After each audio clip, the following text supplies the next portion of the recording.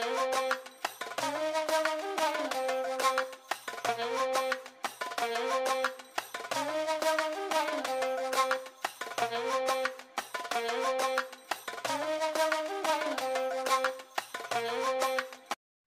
everybody, welcome to Journey with Amalia. For today, we have another amazing video, but before we start, please do subscribe, like, and share. So, let's get started.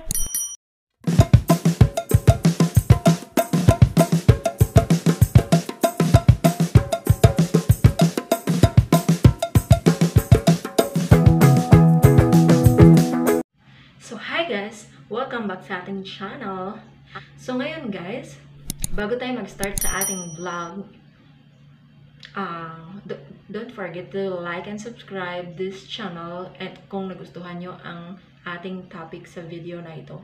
So guys, ang ating pag-uusapan ngayon ay kung gusto nyong pumunta sa capital summer of the Philippines, which is Baguio, isa sa mga tourist spots sa Pilipinas, ay kung gusto nyong magbiyahe from Manila to Baguio at kung gusto nyong comfortable kayo sa inyong pagbiyahe na hindi na kayo mahirapan na, P2P, yung point-to-point na bus, na pag umalis sila ng terminal sa Manila, like in Cubao and Pasay, ay talagang dire-diretso yung biyahe niya hanggang mag-i-stop lang sila sa Baguio na mismo ng bus terminal. So, bali guys, in short, dire-diretso yung biyahe natin. Biyahe nyo at pagsakay nyo sa bus ay sobrang komportable po kayo. Dahil may malawak na space at may kanya-kanyang bus pad, tablet, may sa mga upuan nyo ay may kanya-kanyang tablet at pwede kayong manood ng movie, listen music, or kapag lowbat kayo ay pwede kayong mag-charge ng inyong mga cellphone or camera. I think pwedeng camera basta may dala po kayong USB connector. And then, ayun guys, samahan nyo kami mag-travel with the Joy Bus. Kapag gusto nyo ng komportableng biyahe papuntang Northern Luzon guys, just choose Joy Bus with the Genesis.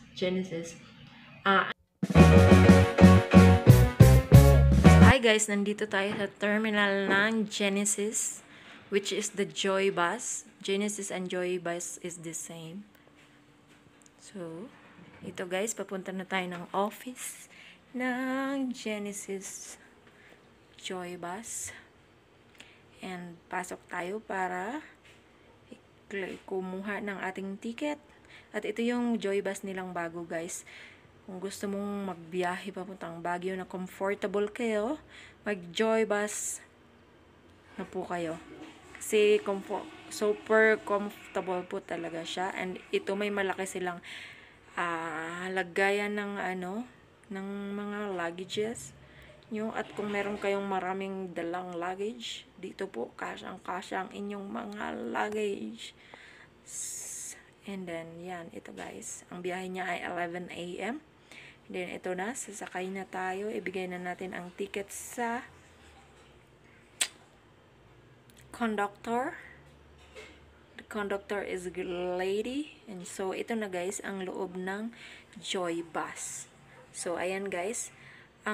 Normally, yung regular na bus, ang nakalagay na upuan is nasa 50 plus, but itong Joy Bus guys is only 28 chairs. Sa kabilang side is 1 row and then the other side is 2 row. Sobrang comfortable siya guys. Hindi masikip yung paa mo. May kanya-kanya silang iPad kung gusto nyong manood ng movie or makinig ng music. Magdala po kayo ng sarili nyong earphone. Yan. And then, lahat po ng upuan ay may kanya-kanyang iPad. Yan. Ito yung niya, iPad, ang ng iPad guys.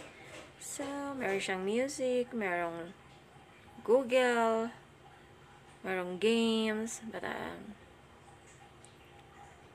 Ayan, so social, 'di ba, guys? Habang nasa biyahe ka ay hindi ka maboboard. Kasi merong saka pwede ka mag-charge dito, guys, o USB po. Lagay mo lang USB mo. Habang nagbibiyahe ka, pwede kang mag. So, nag-book pala ako ng ticket, guys, through online.